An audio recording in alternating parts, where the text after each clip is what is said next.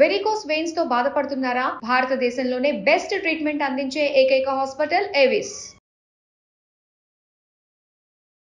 నమస్తే రమగారు. నమస్తే జయ. రమగారు, ఏదైనా మంచి కథ చెప్తారా? ఒక ఊళ్ళో ఒక గోపయ్య అని ఒక కుర్రాడు ఉన్నాడు. ఒక అవ్వ వాడు. ఈ పిల్లవాడు కొంచెం అమాయకుడు, అంటే మెతకవాడు. నిలదీసి అడగడం, ఏదైనా తేడా వస్తే తన్నడానికి రావడం, అలాంటి వ్యవహారాలు లేవు. పల్లెటూళ్ళల్లో కుర్రకారు సాధారణంగా నిలదీసి అడుగుతారు, అంటే టెంపరీగా ఉంటారు ఉండేవాళ్ళు పాత రోజులు. ఇప్పుడు ఎట్టా ఉన్నారో తెలియదు మనకి. ఏదైనా తేడా వస్తే నువ్వు నిన్న అట్లానో ఇవాళ ఇట్లా అంటున్నావు, అదేంటిదే, అలా మాట్లాడగలరు. నిలబడతారు వాళ్ళ కోసం వాళ్ళు. వీడికి అంత నిలబడ్డం రాదు, స్టాండ్ తీసుకోవడం రాదు, కొంచెం మెతకవాడు అనమాట. అవతల వాళ్ళు గద్ది ఇచ్చారనుకో ఏమో లేని ఊరుకుంటాడు పిక్కమొహం వేసుకుని. అవ్వకి జాలిగా ఉండేది, అయ్యో వీడు రేపొద్దున ఎట్లా బతుకుతాడు అమ్మ నాన్న లేనివాడు అని జాలిగా పిల్లవాడిని కాచి కాపాడేది. అయితే ఏమైంది, ఆవిడకి అంత్యకాలం సమీపించేసరికి ఆవిడ ఏమందంటే, ఒరే నాయన, ఎప్పటి నుంచో మీ నాన్న పోకముందు నుంచి కడుపు కట్టుకుని కూడబెట్టాను, అటక మీద జాడీలో 5,000 రూపాయలు ఉన్నాయి. ఈ ఊళ్ళో నువ్వు బతకలేవు, నీ మెతకతనం వీళ్ళందరికీ తెలుసు, నిన్ను బతకనీరు, డబ్బులు లాగేస్తారు, పక్కనున్న పట్టణానికి వెళ్ళిపో. నువ్వు చక్కగా గేదెలని పోషణ అది బాగా చేయగలవు, మనకు పద్ధతి కూడా ఉంది. ఓ 10 గేదెలు కొనుక్కొని హాయిగా పాల వ్యాపారం పెట్టుకో, చక్కగా వ్యాపారం బాగుంటుంది. కొత్త చోటు కాబట్టి నీ మెతకతనం అంత తొందరగా బయటపడదు, ఆ వాటికి నువ్వు స్థిరపడిపోతావు. అదేలే, ఎవరన్నా చుట్టుపక్కల ఇళ్ళ వాళ్ళతో మాట మంచితనంగా ఉన్నావంటే వాళ్ళు నీకు సపోర్ట్ చేస్తారు అని చెప్పింది. పిల్లవాడు ఈ గోపయ్య కూడా సరేనన్నాడు. కొద్ది రోజులు గడిచాక ఎప్పుడో అవ్వ నిద్దట్లోనే వెళ్ళిపోయింది. పిల్లాడు 4 చూసుకున్నాడు, చుట్టుపక్కల వాళ్ళందరూ చేరారు. మరి ఒంటరి పిల్లాడు కదా, సరే ఆవిడని సాగనంపారు. చుట్టాల పక్కల ఎవరో వచ్చి 10 రోజులు ఉండి వీడికి ఏదో కాచిపోసారు, అయిపోయింది.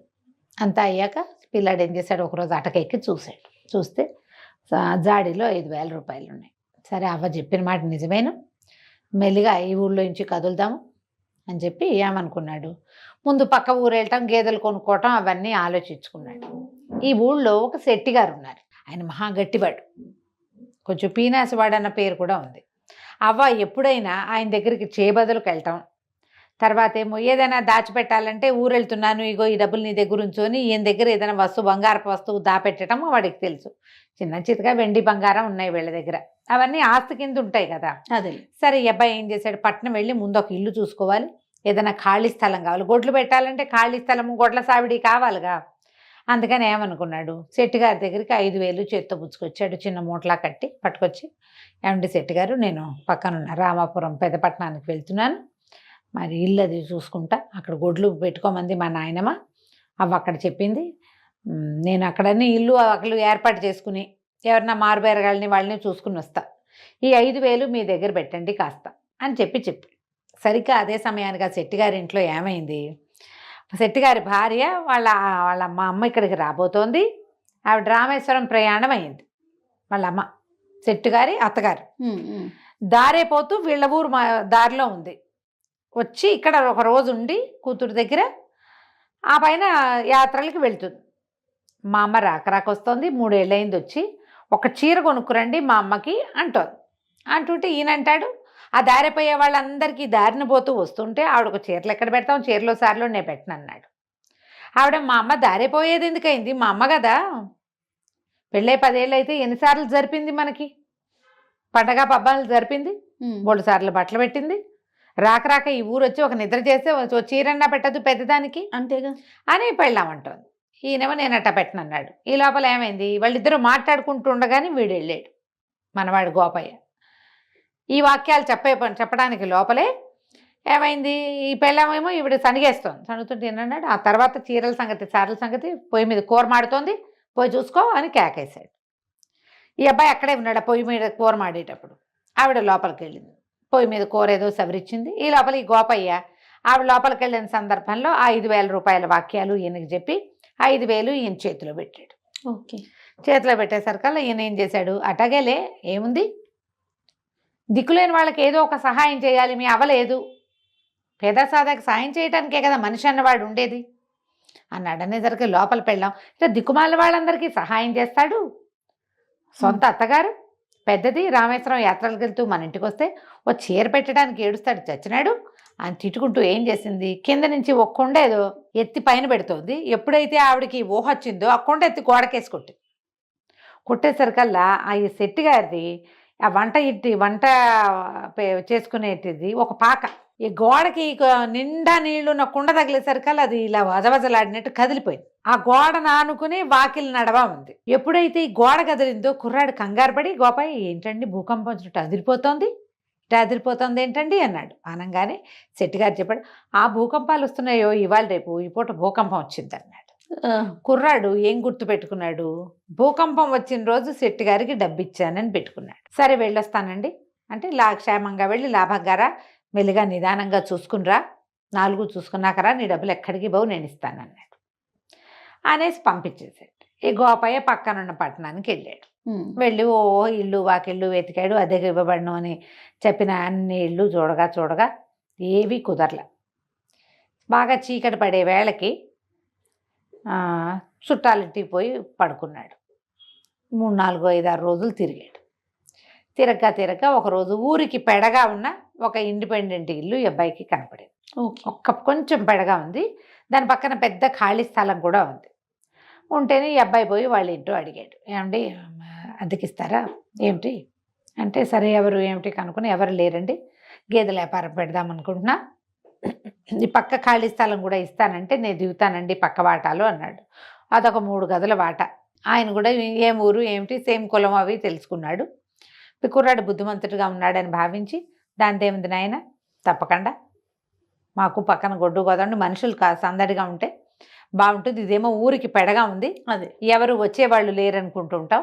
ఇప్పుడు పాలు వ్యాపారం అంటే పూట వస్తారుగా 2 పూట్ల మనుషులు, కొంచెం సందడి పెరిగి రేట్లు పెరుగుతాయి ఆ ప్రాంతానికి అని ఆయన ఒప్పుకున్నాడు. ఒప్పుకుంటే ఆయన కూతురు వచ్చి, ఆ పిల్ల 18 or 20 ఏళ్ళు ఉంటాయి, పిల్ల కొంచెం గట్టిది.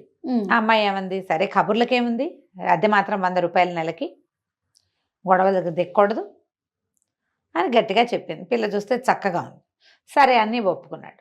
ఒప్పుకున్నాక ఏమైంది, నేను ఊరు వెళ్ళండి డబ్బులు అవి తీసుకుని మరి సామాన్లు అవి సర్దుకొని వస్తానండి, కొంచెం వాట కడిగిచ్చి పెట్టండి అని చెప్పి వచ్చేసాడు. ఇంటికి వచ్చి మర్నాడు ఇక్కడ సామాన్లు అవి ఇవి సర్దుకుని రేపొద్దున ఊరు వెళ్తాననగా ఇవాళ శెట్టి గారి ఇంటికి వెళ్ళాడు. శెట్టి గారు నమస్కారం అండి, మా రామాపురంలో అన్నీ ఏర్పాటు చేసుకొచ్చాను, మరి గేదెల బేరగాళ్ళు కూడా దొరికారు, ఒక 8 గేదెలకు బేరమైందండి, మీరు డబ్బు ఇప్పిస్తే నేను వెళ్ళి పని చేసుకుంటానండి, రేపు వెళ్ళిపోతున్నానండి అన్నాడు. ఎంత కావాలో అని అడిగాడు ఆయన. ఎంత కావాలి ఏంటండి, నేను మీ దగ్గర పెట్టిన డబ్బు ఇచ్చేయండి అన్నాడు. నువ్వు నా దగ్గర ఏం పెట్టావు అన్నాడు ఆయన. అనేసరికి కుర్రాడు నిర్ఘాంతపోయాడు. అదేంటండి 5,000 రూపాయలు మా అవ్వ అటక మీద జాడీలో పెట్టినవి నేను మీకు తెచ్చిస్తాను కాదు, ఫలానా రోజు నేను ఊరెళ్ళే రోజు, నేను రామాపురం వెళ్ళేటప్పుడు మీ ఇంటికేగా తొలిగా వచ్చాను అనేసరికి అలా ఆయన అన్నాడు, అవురవరా నా దగ్గర డబ్బులు పెట్టడం ఏమిటి, నువ్వు అవ్వమన్నాడు నాకు అంతే తెలుసు, రామాపురం వెళ్ళొస్తానని చెప్పావు అంతే, నువ్వు మా ఇంటికి రాలేదు, నాకు డబ్బులు ఇవ్వలేదు. కాదండి ఆ రోజు భూకంపం వచ్చిన రోజు అండి అన్నాడు. భూకంపం రావటం ఏమిటి అని ఆయన కేకలు పెట్టాడు. చుట్టుపక్కల అందరూ చేరారు. వీడు మెల్లిగా మాట్లాడుతున్నాడు. డబ్బులు తీసుకునే వాళ్ళు గట్టిగా ఎందుకు అరుస్తారు, డబ్బులు ఉన్నాయని అందరికీ తెలిసిపోతుంది, అదే కదా, ఇవ్వదలుచుకోని వాడు ఎంతైనా అరుస్తాడు అంతే. ఆయన పెద్ద కేకలు పెట్టాడు. చుట్టుపక్కల 5-6 గురేళ్ల వాళ్ళు చేరారు. పల్లెటూళ్ళు ఏమిటి దగ్గరగా ఉంటాయి వీళ్ళు. ఏమిటి అన్నారు. వీడు చూడండి అవగారి మనవడు గోపయ్య భూకంపం వచ్చిన రోజు నాకు డబ్బు ఇచ్చానంటాడు, భూకంపం ఎక్కడొచ్చింది మన ఊళ్ళో అనేసరికి అందరూ కేకలేశారు. అదేమిట్రా అబ్బాయి మతిపోయినట్టు మాట్లాడుతావు, భూకంపం ఎప్పుడు వచ్చిందంటే, వచ్చిందండి ఆ రోజు భూకంపం అంటే, ఏం కలగన్నావో అని అందరూ ఎక్కిరిచ్చారు. మా అవ్వ 5,000 దాచిందని ప్రచారం చేయకూడదన్న ఇంగితం ఉంది కుర్రాడికి, కానీ ఇప్పుడు చెప్పక తప్పటల్లా ఏం చెయ్యాలో తెలియలే, ఎంత బతిమాలినా బామల్ని ఆయన ఒప్పుకోలే, నువ్వు నాకేం ఇవ్వలేదన్నాడు. అనేసరికి ఇక ఏం చేస్తాడు, ఏడుపు మొహంతో వెనక్కి తిరిగి వెళ్ళిపోయాడు. ఇంక ఇప్పుడు ఏం చేస్తాడు, పట్నం వెళ్ళి మళ్ళీ సాయంకాలం కాళ్ళు ఈడ్చుకుంటూ పట్టణానికి వెళ్ళాడు. వెళ్ళి వాళ్ళ ఇంట్లో చెప్పాడు. ఆ పెద్ద ఆయన ఆ కూతురు పేరు తరంగిణి, నేను మోసపోయాను, ఆయనకి 5,000 ఇచ్చా, ఆయనేమో ఇవ్వలేదు, ఇంత ఇట్టాడు పని చేశాడు, ఆ డబ్బులు ఏంటి, నేను ఈ గేదెలు ఎట్లా కొన్ను, మీకు ఇంటికి డబ్బెట్టా ఇస్తాను, 4,000 గేదెలకు ఖర్చు పెట్టుకుని 1,000 రూపాయలు పెట్టుకుని నేను ఇక్కడ బతకాలి కదా ఈ ఊళ్ళో, నా దగ్గర ఇంకేం లేదు ఆయనేమో ఇట్లా చేశాడు, మా ఊళ్ళోనే మట్టి పీసుకునో పేడెత్తుకునో బతుకుతాను, ఇంకేం చేస్తాను, వెళ్ళొస్తానండి, మీ ఇల్లు అద్దెకి తీసుకోనని చెప్పడానికి వచ్చాను, మీరు నా కోసం చూస్తారు కదా పని మానుకొని అనేసరికల్లా అయ్యో ఆయన జాలి పడ్డాడు ఆ ఇంటి ఆయన. అయ్యో పాపం ఎంత కష్టం వచ్చిందయ్యా, భలే మోసం చేశాడే వాడెవడో దుర్మార్గుడు, నిన్ను జాగ్రత్తగా బతుకునాయన అమాయకుడివి అన్నాడు. అనేసరికల్లా పిల్ల లోపల నుంచి మజ్జిగ తీసుకుని లోపల నుంచి వస్తూ, అదేమిటి నాన్న, దిక్కపోతే దిక్కపోయాడు, మన ఇంట్లో దిక్కపోయినా నష్టం లేదు, కానీ ఇతను పోగొట్టుకున్న డబ్బు మాత్రం ఇప్పించాలి కదా, అతను అమాయకుడు పోగొట్టుకున్నాడు, మనం తెలివి వాళ్ళం కదా అని ఒక ప్లాన్ చెప్తానని ఐడియా చెప్పింది. ఈ ఐడియా ప్రకారం మర్నాడు 2 రోజుల తర్వాత 1-2 రోజుల తర్వాత ఆ ఇంటి ఆయన ఈ తరంగిణి వాళ్ళ నాన్న ఓ రేకు పెట్టె పుచ్చుకుని గోపయ్య వాళ్ళ ఊరు వెళ్ళాడు. వెళ్ళి ఈ శెట్టి గారింటికి వచ్చాడు. శెట్టి గారింటో దండం పెట్టాడు. అయ్యా మరి మీరే కదండి శెట్టి గారు, నేను గోపయ్యకి కాబోయే మామగారినండి, వాళ్ళ అవ్వ ఉండగానే పిల్లని గోపయ్యకి ఇచ్చి సంబంధం కుదుర్చుకున్నాం, ఆవిడేమో మీ ఊరు రామాయణంలో పెళ్లి చేయాలని మాతో మాటిచ్చింది, ఆవిడ పోయింది కదా, ఏడాది లోపల పెళ్లి చేస్తే ఆవిడకి ఉత్తమ గతులు కలుగుతాయని నేను డబ్బు గిబ్బు అన్నీ సవరించుకుని వచ్చానండి, మీరు పెద్ద మనిషి, ఈ ఊళ్ళో మీరే చాలా పెద్ద మనిషి అని చాలాసార్లు అవ్వగారు చెప్పింది పెళ్లి మాటలకు వచ్చినప్పుడు, ఈ పెట్టెలో 60,000 ఉన్నాయండి, రేకు పెట్టె ఒకటి తెచ్చాడు, ఆ పెట్టెలో 60,000 ఉన్నాయి, పెట్టె మీ దగ్గర ఉంచండి, ఎందుకంటే నేను ఈ ఊరు వాడిని కాదు, ఇక్కడ ఏర్పాట్లు చేయాలి, వంట వాళ్ళని మాట్లాడుకోవాలి, పురోహితుడిని మాట్లాడాలి, సన్నాయి వాళ్ళని మాట్లాడాలి, 4 ఏర్పాటు చేసుకోవాలి కదా, రామాలయంలో చెప్పాలి, ఇవన్నీ ఉన్నాయి, ఈ డబ్బులు పుచ్చుకుని ఊరంతా నేను తిరగలేను, నాకు ఇక్కడ ఇంకో ఆనుపాను లేదు, మీరు మహానుభావులని చాలా పెద్ద మనిషి అని నేను విన్నాను, ఈ 60,000 రూపాయలు పెట్టే మీ ఇంట్లో ఉంచండి, ఓకే, వీళ్ళు వెంబడి 1000 చొప్పున తీసుకుంటా అని చెప్పంగానే ఆయనకు సాహస వచ్చేసింది. ఇంతకుముందు అప్పనంగా 5,000 నొక్కేశాడు, 60,000 పిచ్చి గోపయ్య వాడి వల్లే మళ్ళీ డబ్బులు వస్తున్నాయి అనుకొని సరేనన్నాడు. సరేనని ఏమేవ్ పెద్ద మనిషికి మజ్జిగ పట్టరా అంటే వాళ్ళ ఆవిడ మజ్జిగ చిప్పుకుంటుంది. ఈ లోపల ఏమైంది, చటుక్కున గోపయ్య వచ్చాడు. వచ్చి శెట్టి గారు మరి మొన్న నేను మీకు డబ్బులు ఇచ్చాను, మీరు కూడా మర్చిపోయారు, అసలు నేను ఇవ్వలేదంటున్నారు, భూకంపం వచ్చిన రోజంటే మీరు కాదన్నారు, అవాళ్ళు మీ ఇంట్లో కూర ఏదో మాడిందండి, కూర మాడుతోంది, వెళ్ళి చూసిరమ్మన్నారు, అప్పుడేనండి నేను మీకు 5,000 ఇచ్చాను అన్నాడు. అనగానే శెట్టి గారి గొంతులో వెలక్కాయ పడింది. ఇప్పుడు డబ్బులు లేవు అని అనడానికి వీల్లేదు, కాదు అంటానికి వీల్లేదు. అనగానే ఏం చేసాడు, కొంచెం తిప్పుకొని ఆ భుజం మీద చెయ్యేసి, నాకు గుర్తుందయ్యా భలేవాడివి, నీ డబ్బులు నాకెందుకు, నాకు జ్ఞాపకం ఉంది, కాకపోతే ఆ రోజున నువ్వు ఎప్పుడైతే 2 రోజుల క్రితం, నిన్న కాక మొన్న కదా వీడొచ్చాడు డబ్బుల కోసం, నువ్వు వచ్చినప్పుడు ఓ జూదరి, ఓ తాగుబోతువాడు, ఒక ఏమంటారు ఇల్లు కట్టుకునేవాడు, 3 సిద్ధంగా ఉన్నారు డబ్బుల కోసం,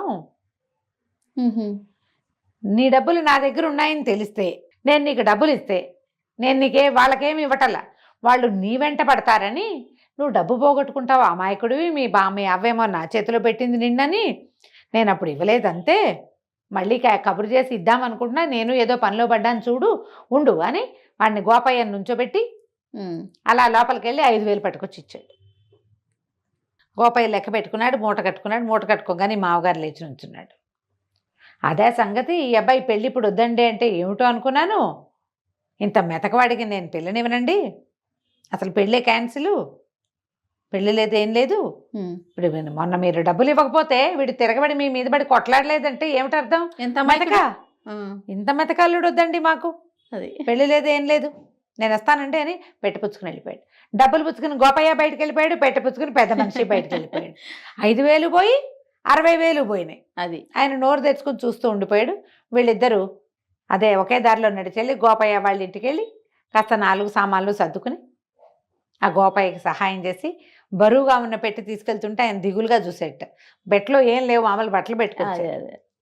పట్నం వెళ్ళిపోయారు. పట్నం వెళ్ళాక సరే ఆయన చాలా సంతోషించాడు గోపయ్య, మీ వల్ల నేను డబ్బులు తీసుకోగలిగాను, నాకు ఆ తెలివితేటలు లేవు, అన్యాయం అయిపోయేవాడిని అని చెప్పి ఆ గేదెలు అవి ఏర్పరచుకున్నాడు. ఆయన అన్నాడు, దానిదేముంది నాయన, మెతక వాళ్ళకి ఎప్పుడు పక్కన తెలివైన వాళ్ళు ఉండాలి, మెతకవాడు మెతకగా ఉండటంతో పాటుగా పక్కవాడి తెలివితేటలు ఒప్పుకోవాలి, నువ్వు ఒప్పుకున్నావు కాబట్టి ఈ పని అయింది, అంతేగా, మీకెందుకు అనలా నువ్వు అంటే రాకపోను, అలాగే నువ్వు జీవితాంతం మా సలహా సంప్రదింపు వింటానంటే లక్షణంగా మా పిల్లని పెళ్లి చేసుకో, గేదెల వ్యాపారం పెట్టు, మా అమ్మాయి పై ఎత్తున అన్నీ చూసుకుంటుంది. పని నువ్వు చేయి, పై ఎత్తున పాప చూసుకుంటుంది, హాయిగా ఇద్దరు చిలక గోరింకలాగా నాకంటుకుందే ఉంటారంటే సంతోషించాడు గోపయ్య. వాళ్ళ అవ్వ అన్నగా అనుకున్నట్టుగానే వీడు ఒక తెలివైన వాళ్ళ సాంగత్యంలో ఉండి హాయిగా ఉన్నాడు. కథ కంచికి మనం ఇంటికి. చూడండి, తెలివితేటలు అందుకే ఎవరి సొత్తు కాదు. ఎవరి అంతే సొత్తు కాదు. మనం ఒకటి తెలుసుకోవాల్సింది ఏంటంటే మనతో పాటు తెలివైన వాళ్ళని ఉంచుకోవాలి చేయ. వాళ్ళతో మనకి మంచి ఫ్రెండ్షిప్ ఉండాలి. వాళ్ళు మన నెత్తి మీద చేపెట్టేలాగా ఉండకూడదు. కాస్త జాగ్రత్త పడి మనకు అంత తెలివి లేదంటే తెలివిగా ఉన్న వాళ్ళతో ఫ్రెండ్షిప్ చేయి అది చక్కగా. నిజం రమ్మగారు, అప్పుడే కదా? మన అచీవ్మెంట్ అనేది ఇంకా 100% సక్సెస్ అవుతుంది అవును కదండి. అవును. రైట్ రమ్మగారు, నమస్తే. నమస్తే.